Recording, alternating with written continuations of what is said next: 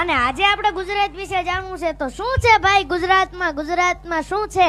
સિંહની ધાર, નાળિયેરીના ઝાડ, ગીરના પહાડ, સુરતનું જમણ, દીવ દમણ, કચ્છનું રણ, જૂનાગઢ ભવનાથ, દરિયા સોમનાથ, એની આગળ દ્વારિકાનાથ, પોરબંદરની ચોપાટી, દરિયાની સપાટી, બરોડામાં કમાટી, સીધી સૈયદની જાળી, રિવરફ્રન્ટની પાળી, સુરતની સાડી, કંડલાનું બંદર, કચ્છની અંદર માતાના મઢ સુંદર, ઈ અમદાવાદની પોલ, જેસલ તોરણની જોડ, દખ્ખણના દરિયે નર્મદાના દોડ, લાલ દરવાજાની બજાર, અંજીરના ઓજાર, રોકણમાં સોનું અને શેર બજાર, તાલાલાની કેરી, ગામડાની શેરી, લાલા લેરી, રાજકોટના ઘૂઘરા અને સુરતની ધારી, ઈ ગુજરાતના ગાંઠી આખા વિશ્વ ઉપર ભારી, સરદારનો સ્ટેચ્યુ અને ક્રિકેટ ગ્રાઉન્ડ, આખા વર્લ્ડમાં ગુજરાતી ગરબાનું સાઉન્ડ. આ એવડા મોટા દરિયા, આ એવડા મોટા દિલ, અમે મોજે દરિયા ગુજરાતી, આ ઉર્જાથી ભરપૂર અમે મોજે દરિયા ગુજરાતી.